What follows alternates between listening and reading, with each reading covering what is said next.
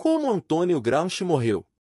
Antônio Gramsci foi um jornalista e ativista italiano, conhecido e celebrado por destacar e desenvolver os papéis da cultura e da educação nas teorias de economia, política e luta de classe de Marx. Antônio Gramsci nasceu na ilha da Sardenha em 1891.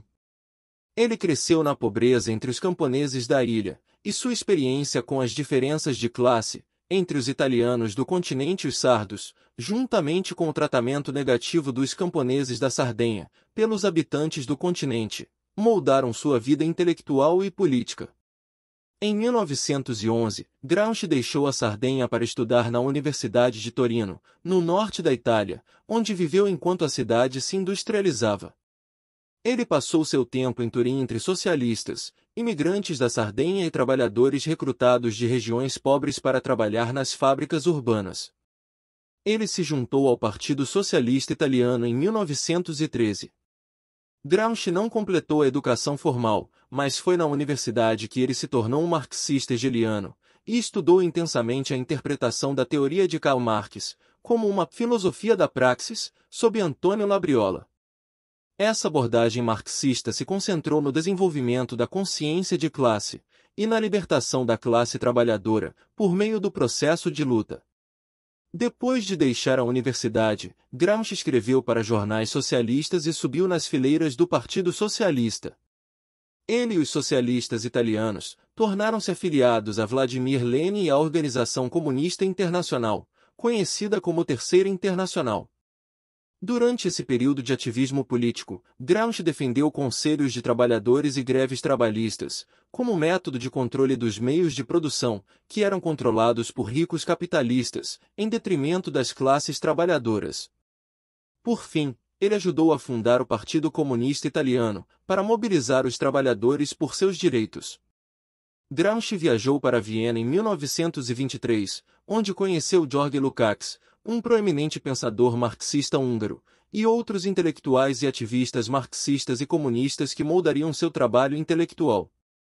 Em 1926, Gramsci, então chefe do Partido Comunista Italiano, foi preso em Roma pelo regime fascista de Benito Mussolini, durante sua campanha agressiva de acabar com a política de oposição. Ele foi condenado a 20 anos de prisão, mas foi libertado em 1934 por causa de sua saúde muito debilitada. A maior parte de seu legado intelectual foi escrita na prisão e é conhecida como Cadernos da Prisão.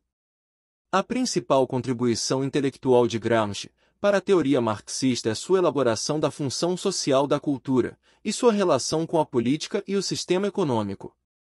Enquanto Marx discutiu apenas brevemente essas questões em seus escritos, Gramsci baseou-se na fundamentação teórica de Marx, para elaborar o importante papel da estratégia política, em desafiar as relações dominantes da sociedade, e o papel do Estado na regulação da vida social, e na manutenção das condições necessárias para o capitalismo. Assim, ele se concentrou em entender como a cultura e a política podem inibir ou estimular a mudança revolucionária, ou seja, ele se concentrou nos elementos políticos e culturais do poder e da dominação. Embora seu tempo na prisão tenha sido de grande desenvolvimento intelectual, o mesmo não pode se dizer de sua saúde. A vida na prisão não foi fácil. A saúde de Gramsci começou a piorar cada vez mais, ele foi muito negligenciado pelas autoridades prisionais, e ele sofria psicologicamente com seu isolamento. No entanto, ele não estava totalmente isolado dos eventos externos. Seus irmãos sempre que podiam iam visitá-lo na prisão. Ele manteve contato regular com sua esposa e filhos. Suas cartas ofereciam informações fascinantes sobre seus interesses intelectuais, sentimentos pessoais e detalhes sobre sua saúde durante o encarceramento. No entanto, o declínio de sua saúde ao longo dos anos encorajou seus apoiadores a solicitar sua libertação ou transferência para uma enfermaria.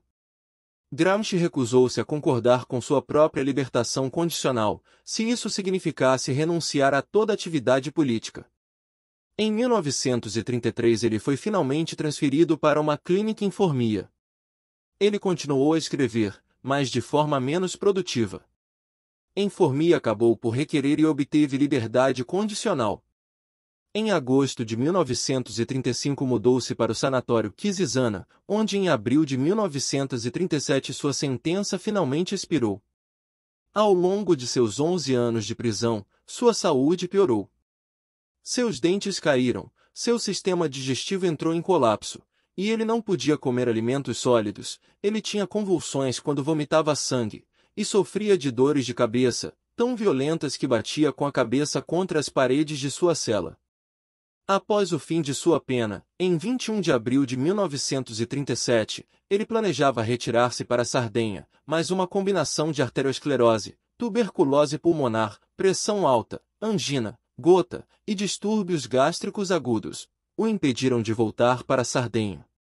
Na noite de 25 de abril de 1937, Gramsci sofreu uma hemorragia cerebral. Ele morreu na madrugada de 27 de abril. Ele estava com 46 anos. Por suas contribuições teóricas e políticas, Gramsci é considerado um dos mais importantes teóricos do marxismo e um dos mais influentes intelectuais do século XX. Suas ideias continuam a ser estudadas e debatidas por acadêmicos, ativistas e líderes políticos em todo o mundo. E foi assim que Antônio Gramsci morreu. Se você gostou, deixe seu comentário e inscreva-se no canal. Até o próximo vídeo.